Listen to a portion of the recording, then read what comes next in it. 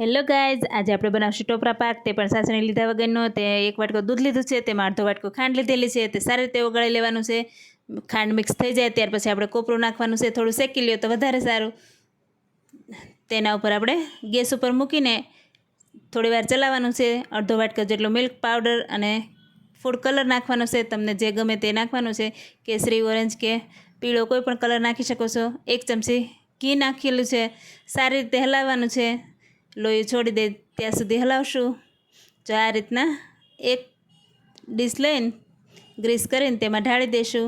આ રીતના પાથરીને થોડું ઠરે એટલે કટ મારી દઈશું। જો કેટલો સોફ્ટ અને આપણે ટોપરા પાક રેડી થઈ ગયો છે।